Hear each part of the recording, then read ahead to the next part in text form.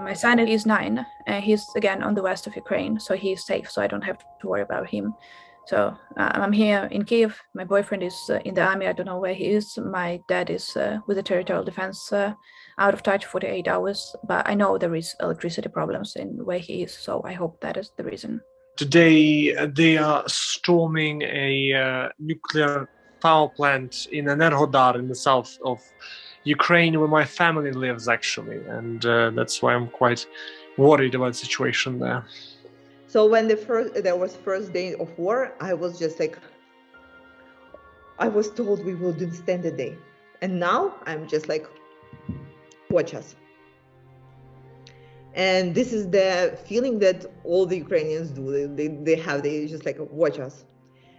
And people are generally getting ready for a siege. We understand that this will be next Putin's move. So we're getting ready to that. Everybody's putting together security plans, and we will be ready to execute on it. And we'll have to give him exactly a good fight in Kyiv.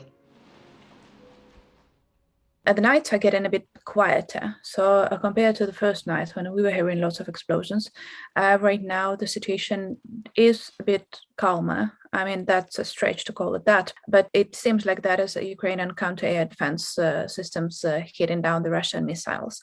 So not a single target was hit in Kyiv this night.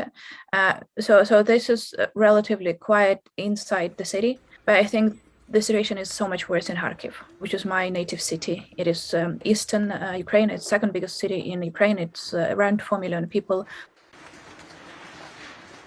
They're being constantly bombarded from air, and the city is being literally destroyed by the Russian forces.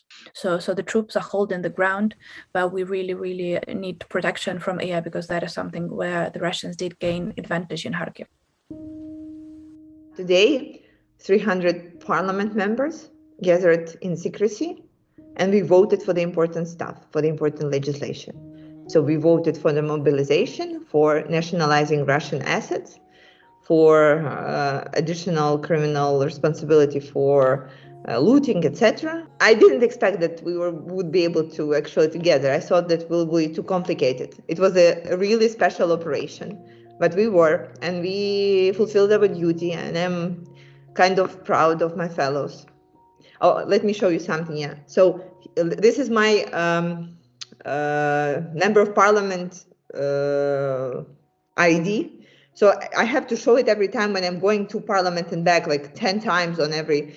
And every time I was showing it, they would say, "No shit, we thought you all guys already flew away, fled."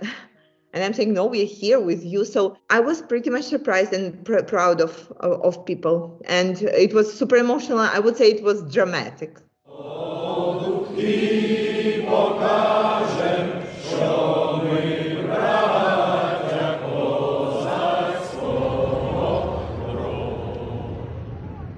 The morale of Ukrainians, it's unbelievable. Putin claimed that he's coming to liberate the Russian speakers, but Ukrainians in those towns did the most Ukrainian thing possible. Once the Russians came, they went to the streets to protest against that. And that is for you to understand the morale in those cities. People are going out on the streets, they're throwing Molotov cocktails at Russian tanks. Everyone is extremely angry. Everyone is extremely dedicated. It's our country we're fighting for. So the question of morale is very clear, because we have nowhere to run, nowhere to go. We will take a stand here. We will fight till the end. My nation been through worse. So if we survive Stalin, we can survive Putin. To learn how crazy it is, there should be additional information given about me. I'm an animal shelter owner. I'm a Pilates lover. I'm a no meat person. All that stuff. And the gun is heavy, and it smells like metal and oil and a little bit of blood. And it's pretty scary to hold it. But you have to do it. We have seen what Russian soldiers done on our east for the last 8 years. That scares me more than bearing arms. as of a week ago, I was given a gun. I'm a gun owner now, which is so strange to myself because I was always thinking that guns is not something that I care too much about. We were provided with some extremely basic training, like this is the gun, this is how you charge it, and this is like you point it to the Russian and you shoot. My major weapon right now is my words, like me speaking to the world. But yes, I own a gun, and in the place where I'm staying, despite it is pretty quiet right now, so I don't have to use it. But if I have to, I will. I'm not surrendering. I'm not leaving the city. It's just the reality of our times. We don't know when the battle will creep on us. I've been in the shootouts in Kyiv a few days ago when I was coming back from the front line in the north of Kyiv. Basically, there was a shootout around the area of the Kyiv Zoo. I don't see a way out of this for Putin. I know I don't sound diplomatic right now, but I literally want him dead right now so much. So I think militarily speaking, they cannot win this war. I also don't see how they can accept that they are lost, because this will be impossible to comprehend for Putin. I do believe that he actually has gone crazy. So I don't see a way out of this. I believe that this will lead to the leadership change in Russia. The only question is just how soon that will happen. And that, frankly speaking, right now, totally depends on the Western response to what is happening in Ukraine. Nothing is enough. When facing second biggest army in the world, there's always lack of supplies, there's always lack of this, that, and the other. So the point for us is basically we welcome any bit of support. Be that food, be that medicine, be that weapons, be that armor, be that ammunition, all is welcome. All is needed. We are asking for three things mainly. First of all is please continue to support our army. Any support that is granted is truly being put to very good use. Thing number two is establishing full trade embargo with Russia.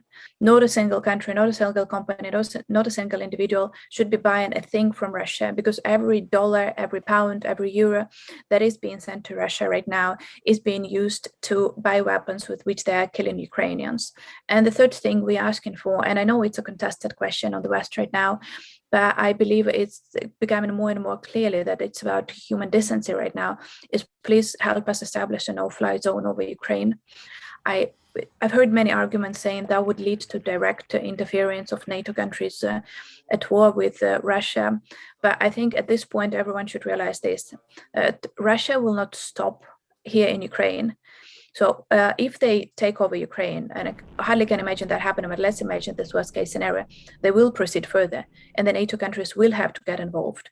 So we're asking to get involved now to avoid multiple thousands of casualties right now, and just to show Russian army that they need to get back home and to rebuild their country and change the regime over there, not here in Kyiv.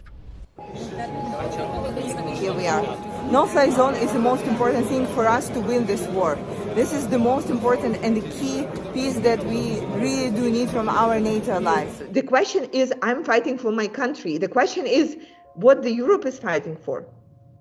What is the outcome that the European countries are expecting? Because I see only one good one and the rest are very bad one for everybody. We wish that we didn't have this neighbor Russia. Same way, I understand NATO wishes that they wouldn't have to deal with that, but they have every single day the things are happening. It's like, it's people's lives.